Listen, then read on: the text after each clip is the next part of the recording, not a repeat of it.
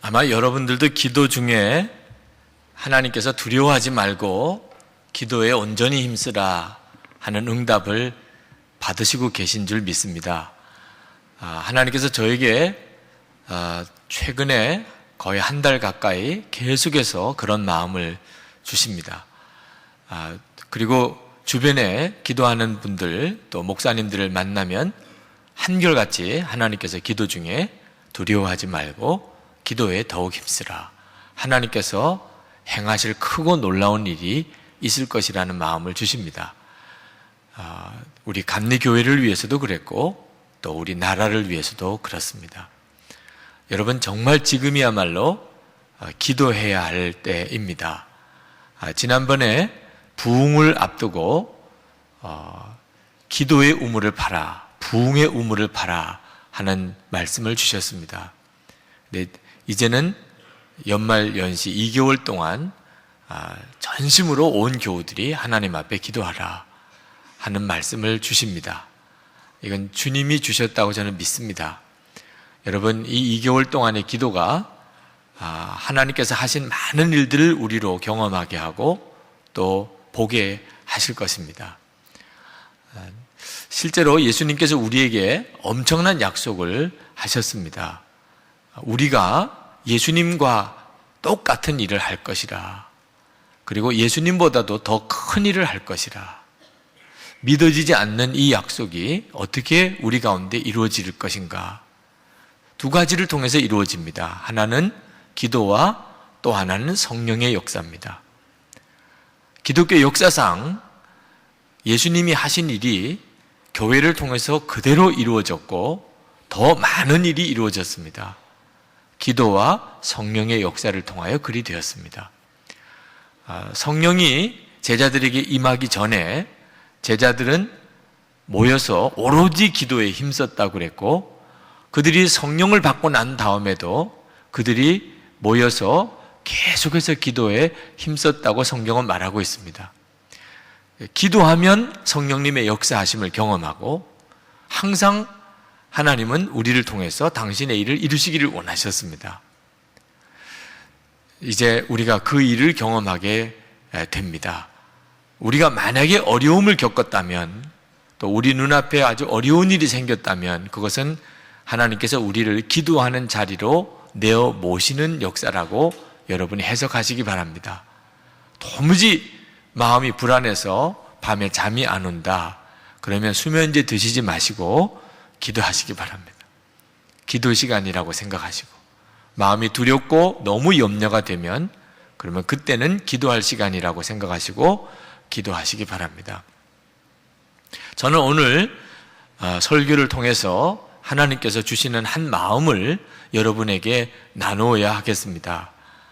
우리가 이제 기도를 하게 될 터인데 어떻게 기도를 해야 되는가에 대해서 하나님께서 말씀을 주셨습니다.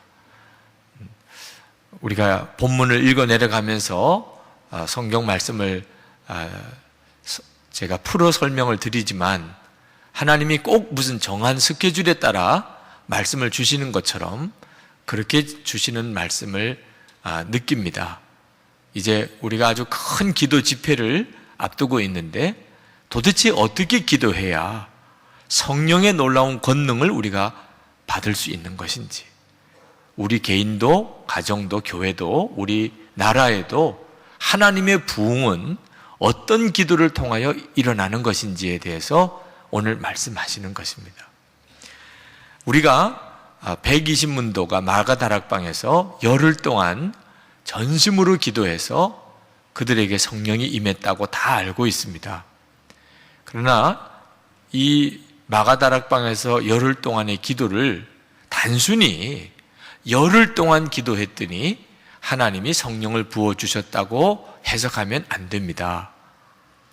우리가 모든 걸 다 내려놓고 그리고 모여서 열흘 동안 계속 기도하면 그러면 성령 받는다, 그런 뜻으로 말씀하신 게 아닙니다. 사실 열흘 동안 마가다락방에 예수님의 제자들이 기도했을 때 그들은 내 소원을 이루어 주십시오. 하나님, 제가 너무 어렵습니다. 하나님 제가 복을 받게 해주십시오. 이렇게 기도하지 않았습니다. 그들은 자기들의 소원, 자기들의 계획, 자기들의 생각과 능력 모든 걸 다 십자가에 정말 못 받고 오직 성령의 인도만을 받기를 원했습니다. 성령님 인도해 주십시오.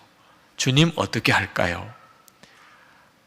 오직 성령께서 명확하게 자기들에게 말씀하시고 그리고 자기들을 이끌어 주시기를 간절히 갈망했고 그 기도에 하나님의 성령께서 기름 부어 임하신 것입니다. 오늘 여기 본문을 가만히 읽어보면 120문도가 열흘 동안 기도할 때 그냥 단순히 기도만 하고 있었던 것은 아니었다는 것을 우리가 보게 됩니다. 그들은 중요한 일을 하나 했어요. 그것은 가룟 유다로 인해서 예수님의 12제자 중에 한 자리가 빠지게 됐지 않습니까? 그 빠진 한 제자를 세우는 일을 했습니다. 그러니까 그들이 열흘 동안 마가다락방에서 기도할 때 아침부터 저녁까지 계속 기도만 한 게 아니었다는 거죠. 그런데 이 일이 대단히 중요합니다. 왜 11제자면 안 되나?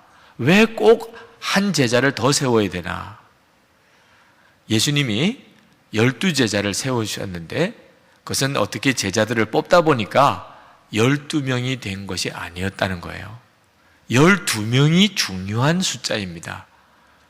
이 12이라고 하는 숫자는 완전한 수를 의미하는데 모든 구원받은 성도들, 모든 예수님의 신부된 교회를 말하는 것입니다. 요한계시록 4장 4절에 보면 요한이 천상에 있는 교회를 봅니다. 근데 그 천상에 하나님 주위에 보좌가 있는데 24장로가 그 보좌에 앉았다고 그렇게 말하고 있습니다. 이 24장로는 구약의 12지파, 신약의 12제자를 합한 수이지요. 다시 말하면 하나님의 구원의 약속을 받았던 구약의 모든 성도들과 하나님의 약속이 이루어진 다음에 세워진 신약의 모든 교회를 합한 완전한 수를 말하는 겁니다. 그러니 예수님의 12제자는 12로서 완성이 되어 있어야 하는 거죠. 기도하던 베드로와 제자들이 우리에게 무언가 빠져 있다는 생각을 하게 된 겁니다. 가룟 유다는 제 길로 가버렸고 예수님의 12제자 중에 한 사람이 부족하니 우리가 그 사람을 채워야 되겠다. 여러분, 우리가 기도할 때 이런 마음이 대단히 중요합니다. 왜 하나님께서 우리의 기도를 들으시는 즉시 아시지 않겠습니까? 그런데도 왜 우리에게 어떤 때는 열흘의 기도가 필요하고 어떤 때는 한 달의 기도가 필요하고 어떤 때는 2개월의 기도가 필요하고 어떤 때는 100일의 기도가 필요하고 어떤 때는 몇 년씩의 기도가 필요한 것입니까? 우리에게 준비되어져야 할 것이 있기 때문입니다. 하나님께서 우리에게 기도의 기간을 주시는 것은 우리에게 뭔가 부족한 것이 메꾸어져서 우리가 준비된 자가 되도록 하기 위한 기도 기간입니다. 그러므로 여러분이 이제 기도를 들어가시게 되면 틀림없이 성령님께서 여러분들을 만지시기 시작합니다. 여러분들에게 있어서 부족했던 것들이 무엇인지를 깨닫게 하십니다.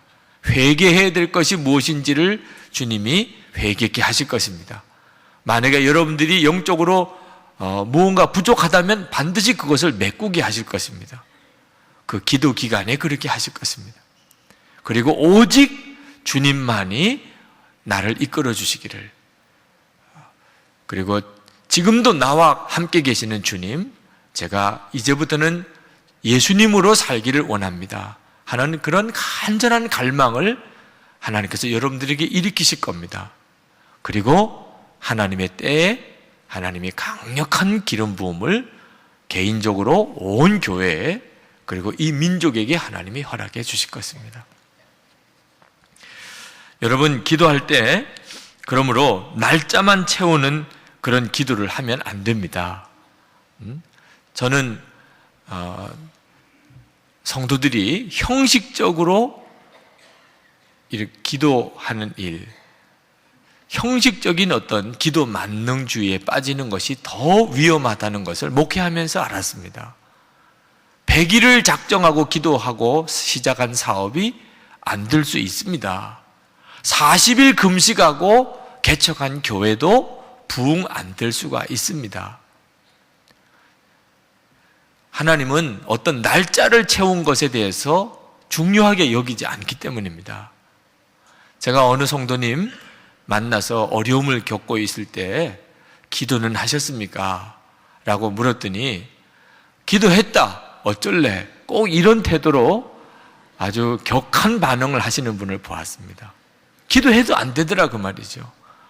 왜 목사님은 내가 기도 안 해서 이랬다고 말씀하시느냐? 나도 기도할 만큼 했어요. 그런데도 안 되는데 어떡합니까? 기도에 대한 깊은 좌절에 빠진 분을 보았습니다.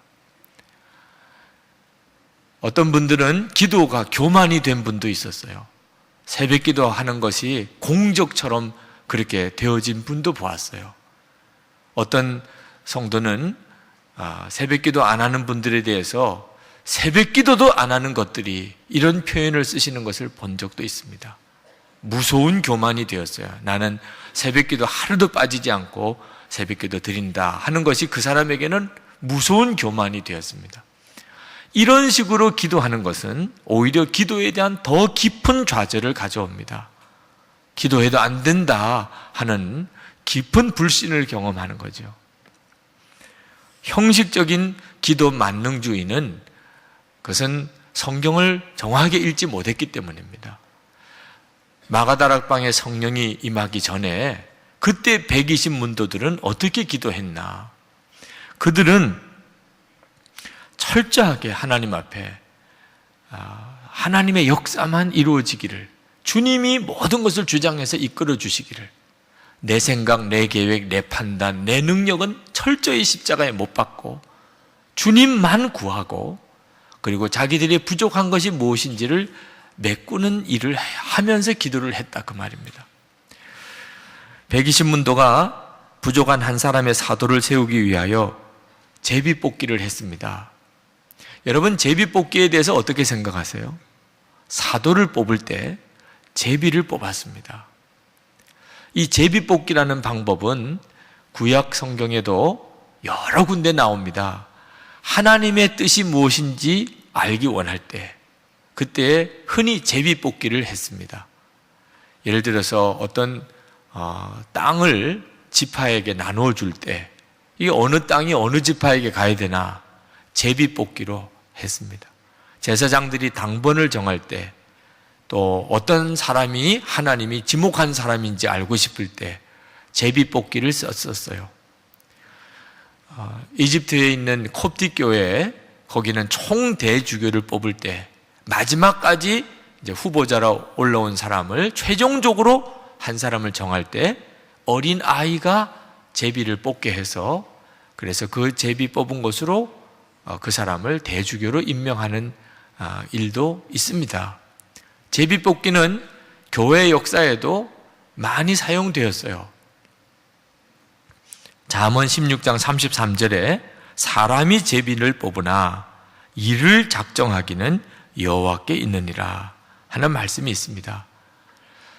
하나님은 제비 뽑기를 통해서 하나님의 뜻을 우리에게 보여주시기도 하십니다. 우리 감리교회에서도 감독 선거가 너무 혼탁해지게 되니까 제비 뽑기를 합시다. 그래서 입법회의에서 제비 뽑기로 감독 선거를 하는 것이 안건으로 처리된 적이 있었어요. 결론은 부결되었습니다만, 왜 그랬나?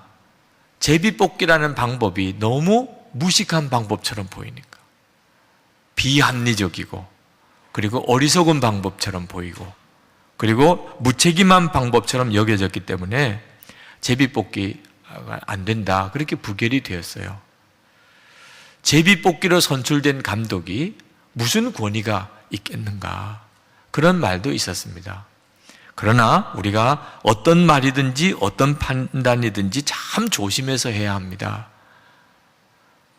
감독보다도 훨씬 더 권위가 있다고 말할 수 있는 사도를 성경은 제비를 뽑기로 했다고 기록하고 있습니다. 그러나 저는 오늘 제비 뽑기 방법이 성경적이냐, 하나님이 쓰시는 방법이냐, 그런 말씀을 오늘 드리고 싶지는 않습니다. 하나님은 꼭 제비 뽑기를 통해서 하나님의 사람을 택한다는 말씀을 드리고 싶은 생각도 없어요. 제비 뽑기는 하나님이 그 방법을 쓰실 수도 있고 안 하실 수도 있습니다.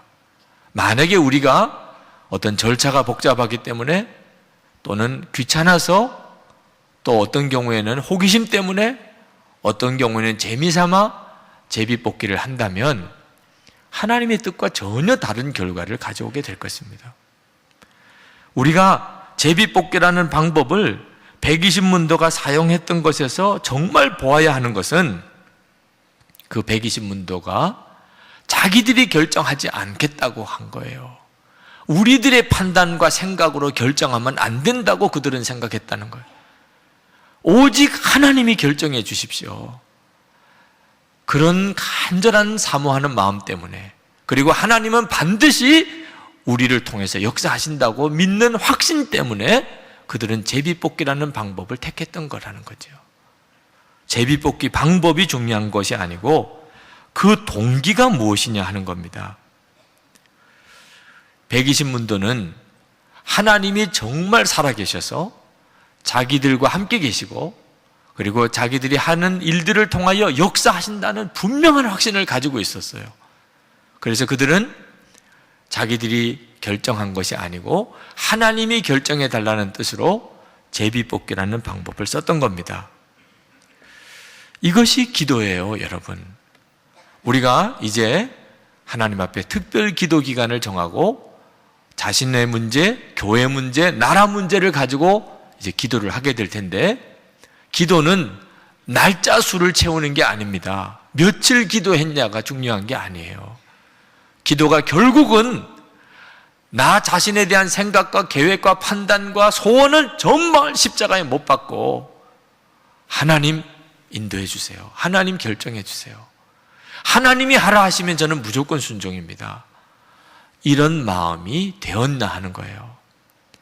그렇다면 그 다음엔 반드시 성령님이 역사하십니다.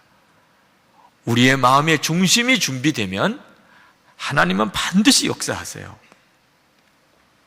여러분 생각할 때 사도처럼 중요한 사람을 어떻게 제비뽑기 방법으로 사람을 뽑을 수 있나, 그런 생각이 들 수도 있을 겁니다. 감독도 제비뽑기는 그럴 수는 없어. 그런데 사도가 될 사람을 어떻게 제비뽑기에서 선정할 수 있을까? 만약에 떨어진 사람이 받아들이지 않으면 어떻게 해요? 실력이 모자라서 떨어졌고 표가 적어서 떨어졌다면 그럼 어쩔 수 없겠지만 제비뽑기로 떨어졌다. 억울할까 안 할까요? 이게 사도가 뽑히는 일입니다. 예수님의 사도가. 그러나 당시 120문도가 가졌던 사도에 대한 생각이 지금 우리 생각과 많이 달랐습니다. 그때 120문도는 사도를 뽑을 때 사도가 도대체 누구냐? 그들은 어떻게 생각했냐면 25절에 보니까 봉사와 사도의 직무를 대신 맡기기 위하여 제자를 뽑았다고 그랬어요. 그러니까 사도를 뽑을 때 섬길 사람을 뽑은 게 아니고 섬기는 사람을 뽑은 거예요. 여러분, 대통령을 선출할 때 제비 뽑기로 한다면 떨어진 사람이 수긍을 할 수 있겠습니까? 아마 대단히 어려울 겁니다. 제비 뽑기로 내가 떨어졌다. 그러면 어지간해서는 선거를 통해서 떨어진 사람도 수긍이 잘 안 되는데 제비 뽑기로 떨어졌다 그러면 이건 난리도 날 거예요. 근데 만약에 여러분 영원한 청소반장을 제비 뽑기로 했다고 합시다. 그러면 떨어졌어요. 감사헌금 할 겁니다. 그죠? 네. 감상. 그러니까 도대체 어떤 사람을 제비뽑기로 하느냐 하는 문제에 대한 인식이 다른 거죠. 예수님의 제자 중에 한 사람이 된다. 그럼 어떤 의미가 있었죠? 그때 당시는 죽는 우선순위를 얻은 거예요.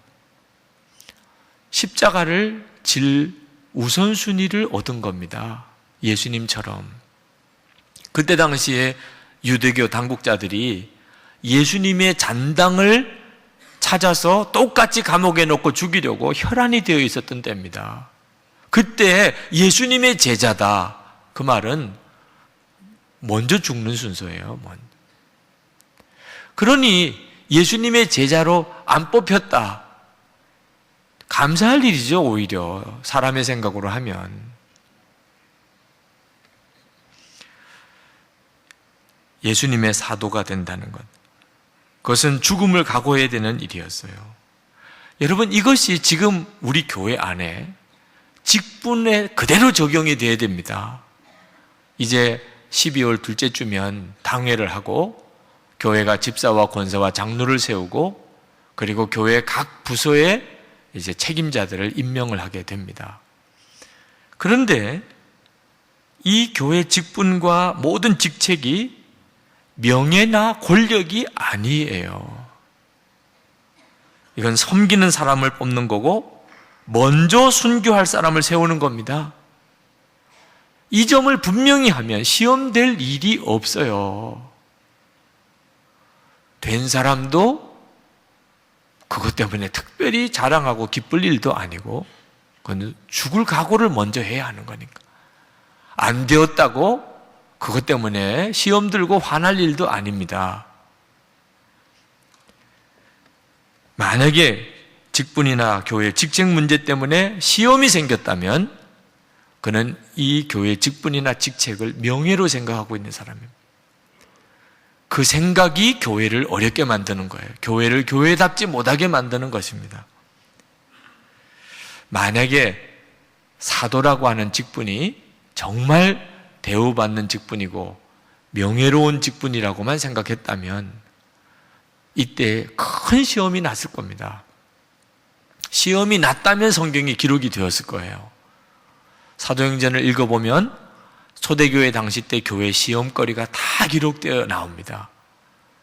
과부들을 구제할 때 그때 헬라파, 히브리파 과부들을 차별하는 문제 때문에 교회가 시험이 생긴 거 그대로 성경에 다 기록되어 있습니다.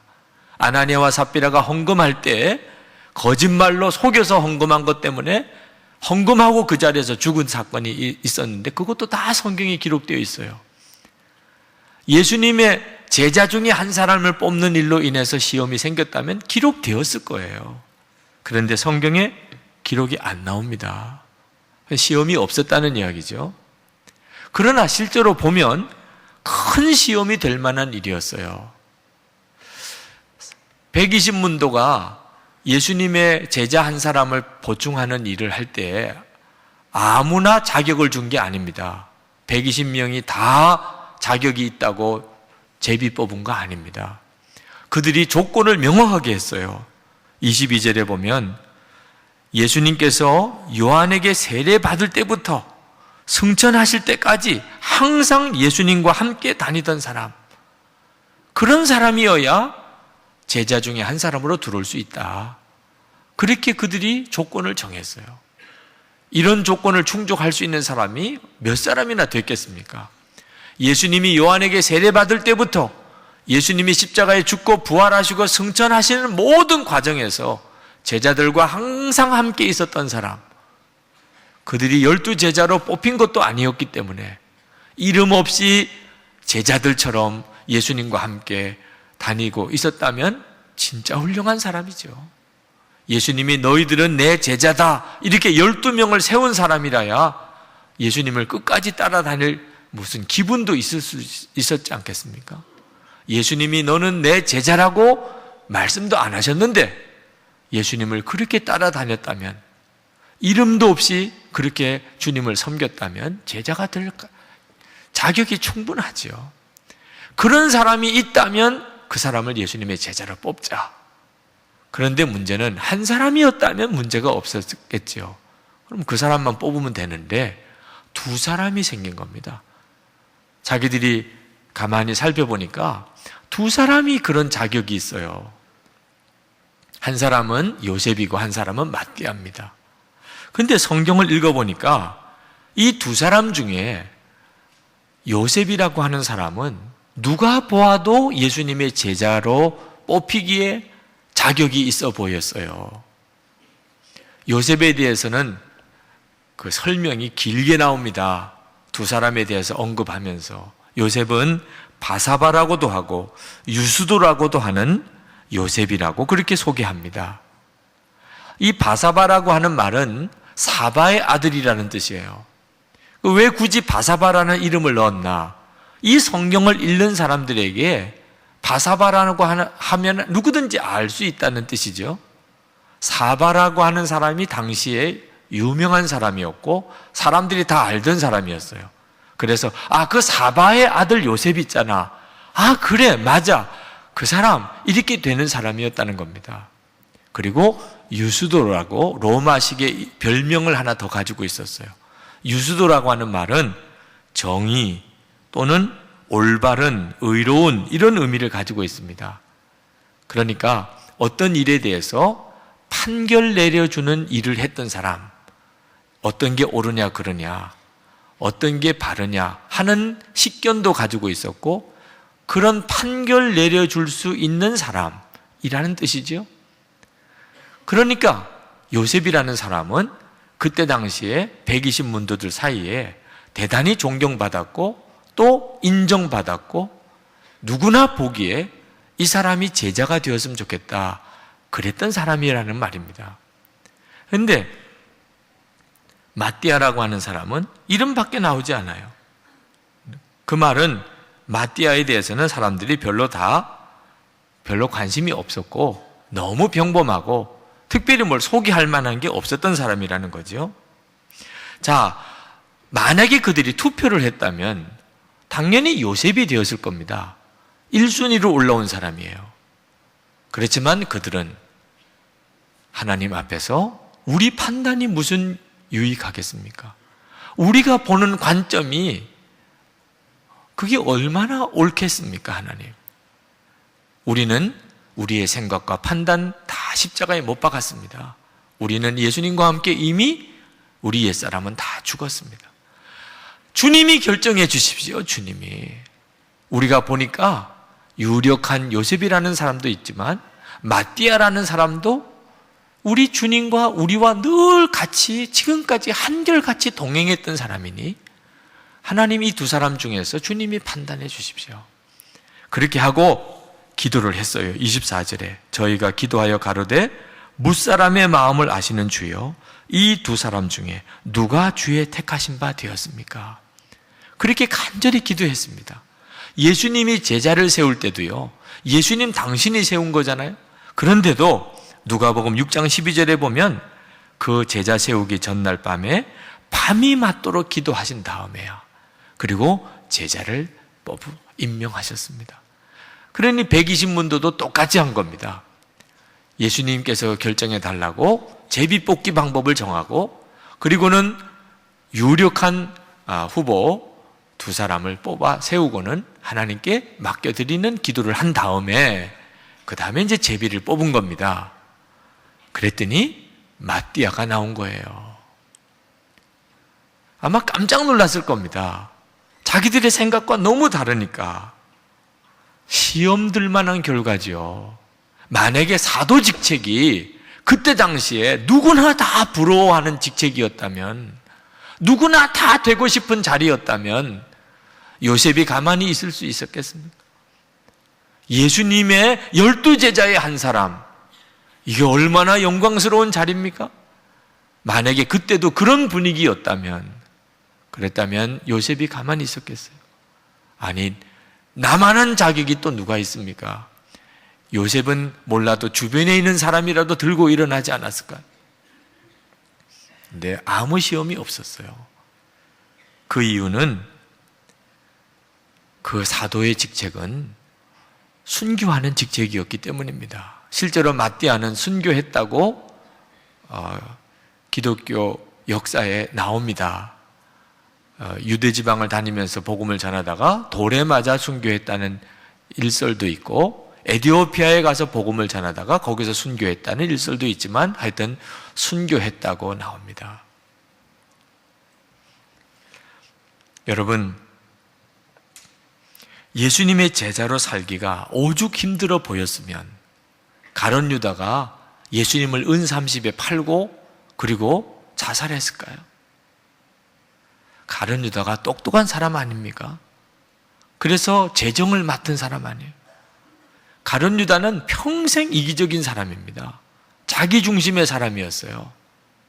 근데 그 가룟 유다가 가만히 보니까 예수 제자 노릇 하다가는 쫄딱 망하겠어요. 잘못하면 죽을 수도 있을 것 같아요.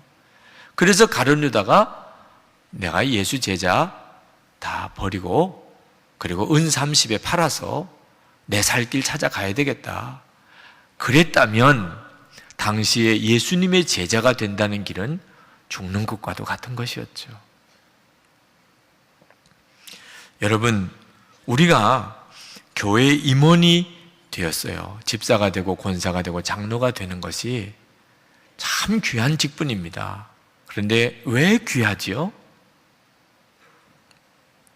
순교할 각오가 되어 있는 것 때문에 귀한 겁니다.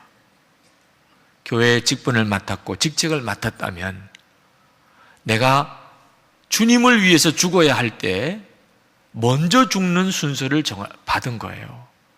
그렇게 믿고 받아들인 것 때문에 그 직책이 귀한 겁니다. 세상적인 기준으로 판단할 수 있는 문제가 아니죠. 교회 내의 직분이 귀한 것, 장로님이 귀하고 권사님이 귀한 것, 그분들은 이미 예수님의 십자가에서 죽었음을 분명히 믿고 그리고 앞으로 주님을 위해서 죽어야 할 때가 온다면 그 각오가 분명한 사람, 그러니까 우리가 존경하는 거죠. 그 직분이 귀한 겁니다. 이런 믿음으로 사역을 하면 시험될 일이 아무것도 없어요. 교회 안에 마귀가 우리를 시험하려고 얼마나 간교하게 역사한다 할지라도 시험들 나 자신이 이미 십자가에 죽었는데 무엇이 시험이 되겠어요? 하나님께서 우리 가운데 역사하지 않으시는 게 아니고 역사하지 못하십니다. 우리가 순교의 각오로 주의 일을 하지 않으니까 그런 거예요. 이번 기도의 기간 동안에 우리가 무엇을 준비하고 기도해야 합니까? 내가 정말 그렇게 준비되었나?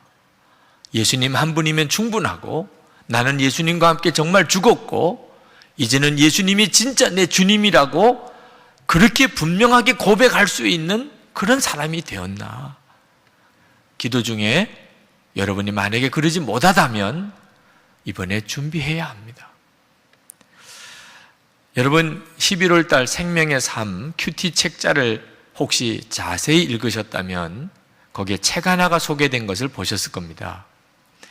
밥 쇼그린 또 제널드 로빈슨이 쓴 강아지 성도 고양이 신자라는 책입니다. 책 제목이 조금 경망스럽긴 하죠.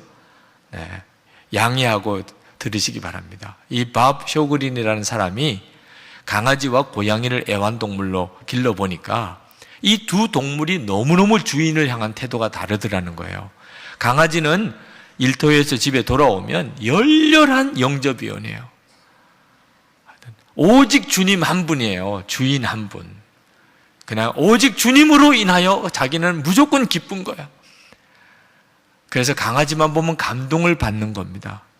그렇게 좋아할 수 있나? 주인을 그렇게 사랑할 수 있나? 그런데 이 고양이란 놈은 주인이 와도 왔는지 안 왔는지 별로 반응이 없어요. 기껏해야 조용히 옆에 와서 다리에다가 머리를 이렇게 조금 기대는 정도. 네. 그런데 꼭 느낌이 환영합니다 주인님이 아니고 너는 내 거야 그런 느낌이더라는 거죠. 그러다가 또 보면 의자 다리 밑에 가서 또 역시 의자의 다리에다가 또 그렇게 머리를 기대고 또 이렇게 비빕니다. 의자나 주인이나 같은 수준이에요. 고양이에게 있어서는. 고양이는 철저히 자기 중심의 신자를 상징하고 강아지는 철저하게 주님 중심의 신자를 상징합니다. 그래서 강아지 성도, 고양이 신자라는 거예요. 고양이를 좋아하시는 분들에게는 좀 민망한 이야기긴 하지만 고양이는 자기가 그 집의 주인인 줄 안대요. 그래서 주인이 만약에 이사를 가면 따라갈 이유가 없어. 그 집이 내 집인데 사람이 와야지 자기가 갈 이유가 없는 거예요. 그러나 강아지는 주인이 가면 어디든지 가는 거죠. 강아지는. 왜? 그 주인이 중요한 거니까. 우리가 만약에 강아지 성도와 고양이 신자가 있다면 여러분은 강아지 성도입니까? 고양이 신자입니까? 누구나 다 처음 예수를 믿을 때는 고양이 신자처럼 예수를 믿습니다. 하나님을 믿어도 나를 위해서 계신 하나님이에요.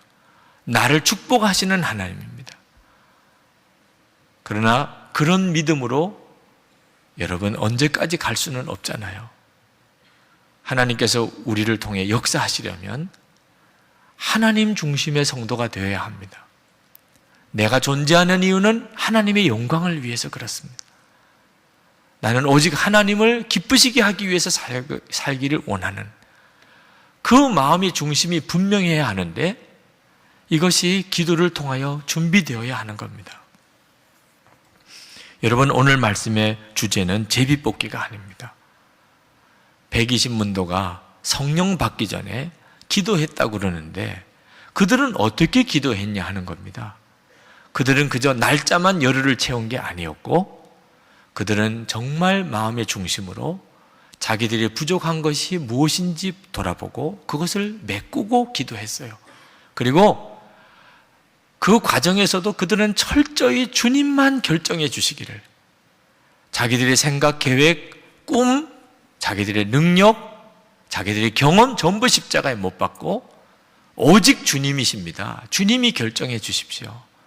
그런 마음으로 갈망하였습니다. 그러므로 기도한다는 것은 자기 주장을 버리는 거예요.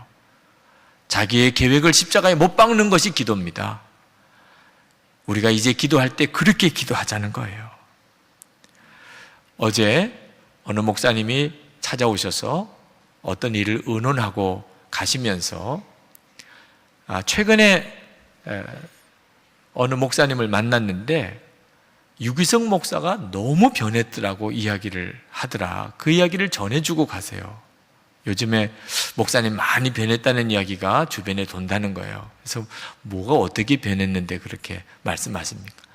전에는 유 목사님을 만나면 말도 별로 없고 조금 냉정했었는데 이번에 만나보니까 너무 살갑게 대하고 말도 그렇게 많이 하더라고요.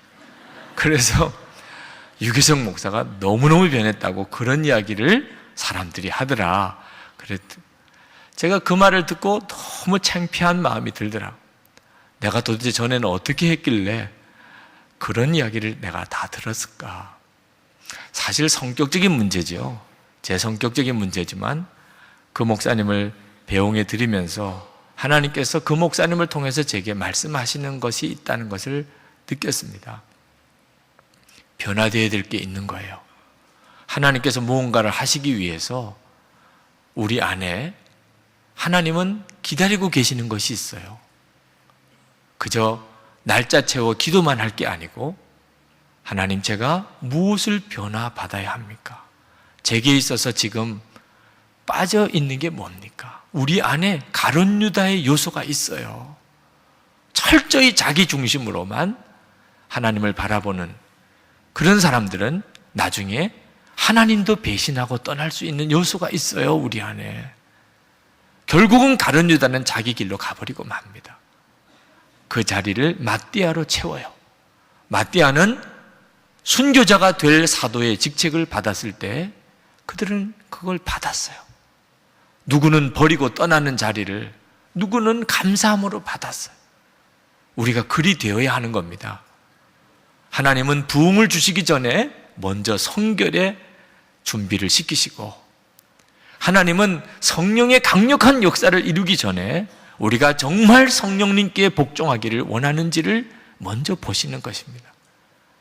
오늘 이 시간 성도 여러분, 정말 진정한 갈망을 가지고 주의 인도를 구하십시오. 기도를 해도 그냥 기도하지 말고 살려달라고 기도하십시오. 하나님, 나를 이끌어 주시옵소서. 나의 삶도 가정도 우리 교회도 한국 감리교회도 한국교회도 이 민족도 지금이야말로 하나님의 강력한 역사하심이 필요한 때입니다. 오직 하나님에게 완전히 복종할 자에게만 하나님이 그 일을 이루십니다. 이제 우리 기도하십시다. 하나님, 저를 이끌어 주십시오.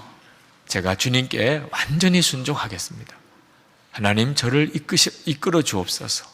제게 역사해 주옵소서. 이 기도 기간 동안에 하나님, 제가 준비된 자가 되게 하시고 그리고 하나님을 향한 열망을 부어주시기를 원합니다. 통성으로 우리 기도하겠습니다.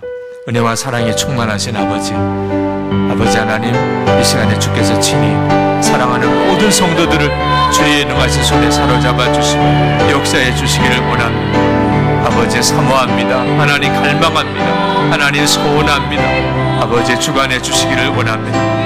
오늘도 하나님, 성도들의 마음의 깊은 곳에 말씀과 함께 성령님 역사해 주시기를 원합니다.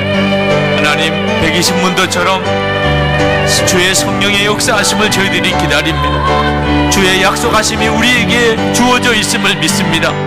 저희들 자신의 심령에도 하나님, 교회에도 이 민족에도 하나님의 놀라운 은혜의 역사, 부흥의 역사가 일어나야 할 때에 저희들이 와 있습니다. 아버지 하나님, 기도자로 일어나게 해 주옵소서. 하나님이 역사하실 수 있는 하나님 그 사람으로 우리가 일어나게 하여 주옵소서. 강력하고 놀라운게 하나님 역사해 주옵소서. 아버지, 이 시간에 성도들의 마음에 심령을 치시옵소서. 성령의 놀라운 능력과 불과 같은 하나님의 은혜로 하나님 함께해 주시기를 원합니다. 은혜로우신 아버지, 하나님, 정말 살려달라고 하는 기도밖에는 할 기도가 없습니다. 우리의 힘, 우리의 판단, 우리의 능력, 우리의 계획과 소원으로는 아무것도 할 수 없음을 주님 앞에 고백합니다. 십자가에 못 박았습니다. 하나님, 우리의 생각과 판단과 계획, 소원 십자가에 못 박았습니다. 주님, 이끌어 주시옵소서. 저희의 심령도 우리의 가정도 교회도 이 나라도 하나님 약속하신 불과 같은 부흥이 임하기를 원합니다. 하나님의 약속이 이미 우리에게 주어진 것을 인해 감사합니다. 이제 우리가 이 일을 위해서 120문도처럼 하나님 앞에 전적인 기도자로 나가기를 원합니다. 오늘도 사랑하는 성도들의 마음의 깊은 곳에 기도의 영으로 임하여 주옵소서. 염려와 두려움의 영은 십자가에 못 박았습니다. 예수님의 이름으로 쫓김을 당할지어다. 주의 성령님 기도의 영으로 역사해 주옵소서. 120문도들처럼 우리의 부족한 것을 하나님 우리가 메꾸고 하나님 우리가 모든 죄에서 떠나 하나님 성결한 자로 하나님 앞에 서며 오직 하나님이 역사해 주시기만을 갈망하며 우리를 사로잡아 주시기만을 소원하며 주님이 이끄시면 완전한 순종을 주님께 약속해 드리며 하나님 앞에 나아갑니다. 오직 주께서 하시옵소서. 성령님 이끌어 주옵소서. 저희들이 하나님의 부흥의 중심에서 하나님의 부흥을 경험하기를 원합니다. 오늘도 주님 앞에 나와 예배하는 성도들을 주의 말씀과 성령님 사로잡아 주시옵소서. 우리의 예배를 받으시고 감사를 받으신 주님, 우리가 하나님께 준비하여 드린 예물을 또한 주님께 올려드립니다. 우리의 믿음이요 감사입니다. 주님을 향한 사랑입니다. 성도들의 삶 속에 그 어느 때보다도 재정에 있어서 담대함을 주시고 그리고 하나님의 축복의 증거를 경험하게 해주시고 공급하시는 하나님을 분명히 믿고 나가게 하시고 이 일이 평생의 간증거리가 될 수 있도록 역사해 주옵소서. 어려움 당하는 이들이 주변에 수도 없이 많습니다. 하나님의 은혜와 축복의 통로로 저희들을 사용하여 주옵소서. 믿음으로 나갈 때 하나님 약속하신 대로 역사해 주옵소서. 순종의 걸음을 디딜 때에 하나님의 기적을 보여주시옵소서. 하나님, 이 민족을 주님 책임져 주옵소서. 수많은 선교사님들이 나가 있습니다. 하나님, 이 나라의 경제를 책임져 주옵소서. 이 민족의 통일을 주님 책임져 주옵소서. 마지막 때에 복음 전하는 나라로 쓰시옵소서. 주님, 예수 그리스도 이름으로 간절히 기도합나이다. 아멘.